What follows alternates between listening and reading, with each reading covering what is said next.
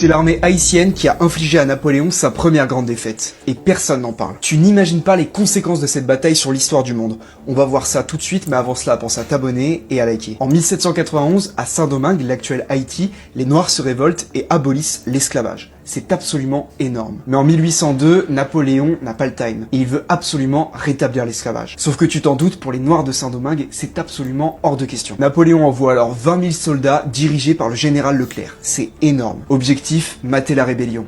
Et spoiler, ça tourne mal. Les Français débarquent confiants. Après tout, en face, ce ne sont que des esclaves. Mais à leur tête, Jean-Jacques de Salines transforme l'île en un véritable enfer. Guérilla, embuscade, sabotage, les Français sont dans la sauce. Puis la fièvre jaune les décime. Et enfin, c'est le coup de grâce en 1803 à la bataille de Vertières. Les tambours de guerre haïtiens résonnent et un cri déchire l'air. Liberté ou la mort. Et les Français épuisés se font rétamer. Les conséquences sont énormes. Haïti devient la première république noire de l'histoire. Napoléon ruiné abandonne son rêve colonial et vend la Louisiane aux États-Unis. Alors oui, les États-Unis auraient pu parler français, et je l'explique dans cette vidéo. Cette victoire est énorme, c'est un espoir, une brèche. Elle prouve que l'esclavage peut être renversé et que la justice peut triompher. Alors pourquoi on n'en parle pas? Est-ce que c'est pour préserver la réputation de Napoléon? Ou alors est-ce que c'est pour étouffer la réputation de Dessalines, qui est à la fois un héros et à la fois un personnage très sombre? Ou alors est-ce que c'est parce que ça dérange la France? Et dites-moi en commentaire le prochain sujet. C'est l'armée haïtienne qui a infligé à Napoléon sa première grande défaite. Et personne n'en parle. Tu n'imagines pas les conséquences de cette bataille sur l'histoire du monde.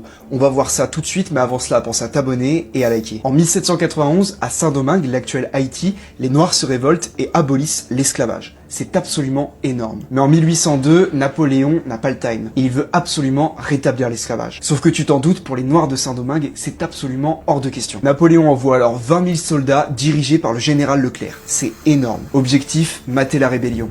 Et spoiler, ça tourne mal. Les Français débarquent confiants. Après tout, en face, ce ne sont que des esclaves. Mais à leur tête, Jean-Jacques de Salines transforme l'île en un véritable enfer. Guérilla, embuscade, sabotage, les Français sont dans la sauce. Puis la fièvre jaune les décime. Et enfin, c'est le coup de grâce en 1803 à la bataille de Vertières. Les tambours de guerre haïtiens résonnent et un cri déchire l'air. Liberté ou la mort. Et les Français épuisés se font rétamer. Les conséquences sont énormes. Haïti devient la première république noire de l'histoire. Napoléon ruiné abandonne son rêve colonial et vend la Louisiane aux États-Unis. Alors oui, les États-Unis auraient pu parler français, et je l'explique dans cette vidéo. Cette victoire est énorme, c'est un espoir, une brèche. Elle prouve que l'esclavage peut être renversé et que la justice peut triompher. Alors pourquoi on n'en parle pas? Est-ce que c'est pour préserver la réputation de Napoléon? Ou alors est-ce que c'est pour étouffer la réputation de Dessalines, qui est à la fois un héros et à la fois un personnage très sombre? Ou alors est-ce que c'est parce que ça dérange la France? Et dites-moi en commentaire le prochain sujet.